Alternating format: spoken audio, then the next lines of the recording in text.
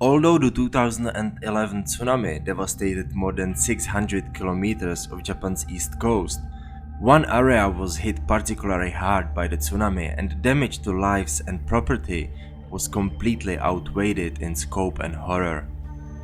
This area is roughly bounded by the port city of Onagawa, where the tsunami showed a truly impressive force, continues through the city of Minami Sanriku, which we talked about in the previous part, then lines through the city of Kesennuma and ends at Rikuzen Takata, which literally disappeared from the world map.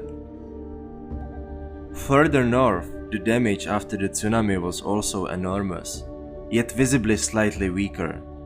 In this episode, we take a closer look at the city of Kesennuma and explain why this city was so devastated and was one of the 4 most affected cities by this catastrophe. Friends, welcome on the Top Topics channel. This video is a part of a series dedicated to the 10th anniversary of the 2011 earthquake and tsunami in Tohoku.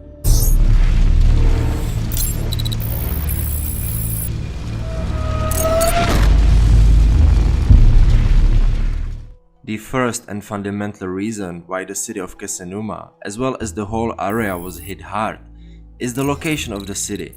The city lies directly opposite the epicenter of the earthquake, where energy was released at the tectonic fault and the seabed was raised.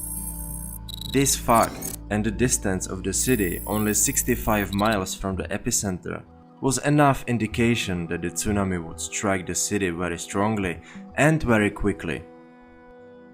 Another reason is that the entire northern area of Miyagi Prefecture, where the city is located, has sunk slightly into earth crust by as much as 3/4 of a meter, which has significantly facilitated the spread of the tsunami. When we look closely at the structure of the coast, you would maybe think that the city was well protected by the deep bay in which it is located and also by the island of Oshima. But as well known, it is in the deep bays that the effects of the tsunami are greatly enhanced, as the tsunami from the open sea is pushed into a narrow space, which begins to accumulate a large amount of energy in the wave that would otherwise spill over. In addition, the overall duration of the tsunami is significantly extended. The wave manifests itself as a flood of furiously flowing and rapidly rising water. The town of Kesennuma was damaged by the existence of the island of Oshima, as a strong current was pushed into these 2 narrow bays, and just before the city merged into one single stream that invaded the city, like when 2 huge and flooded great rivers come together. The wave spread along the path of least resistance, the Okawa River, and also to the local port.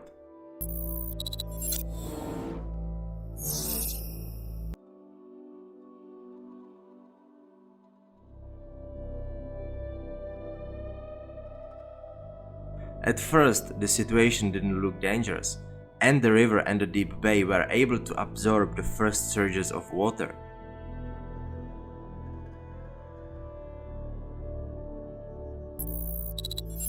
However, the flow of water was still growing, and moreover, after the flooding of the port, the water had nowhere to spread.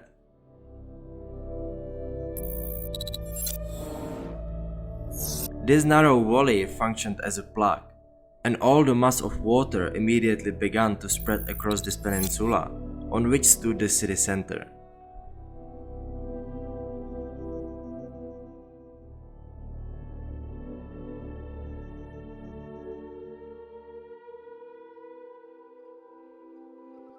Then something happened that was fatal for the city of Kesennuma, as well as for the city of Minami Sanriku, Onagawa, and Rikuzen Takata.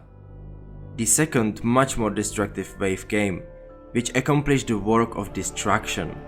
This wave has long been speculated because it was so large that it broke long before the coast, and the witnesses described it in the afflicted towns only as a sudden increase in the flow of water and a rise in the water level. Recently, however, a unique video has seen the light of day from the town of Kesennuma, where this huge wall of water was captured. What you are about to see is a wave of destruction, which was located only for this area and which, according to scientists from the University of Tokyo, comes from a different source than the wave that hit the entire coast of Japan. Research continues, but we know this was just another reason why the area has been so badly damaged. As the wave spilled far in front of the shore and flowed into the city in the form of a raging flood, the water immediately flowed across the peninsula, merging with the current in the Okawa River, creating a terrifying spectacle. Within minutes, the city center was completely washed away, and the tsunami showed its incredibly destructive power. The whole destruction of the city was completed by a huge fire, which arose in the refineries of petroleum products, of which there were several in the city. It was one of the most devastating fires in the history of Japan. The next day, only debris remained from the city. The balance was frightening, nearly 1,500 dead and billions of dollars in damage.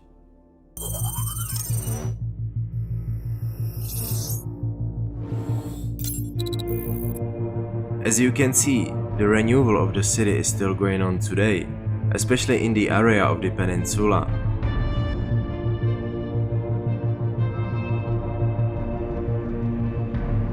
The recovery will take many more years, but progress is still visible after 10 years.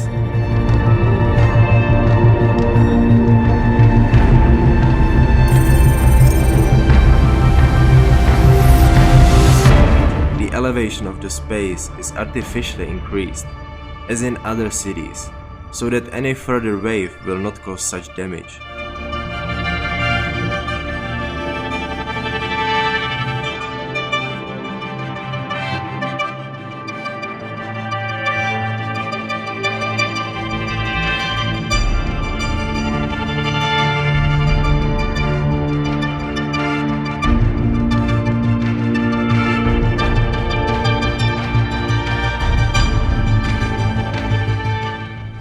My friends, thank you very much for watching and listening, and if you would like to see more of our content, just subscribe us and click on the bell button so you don't miss anything.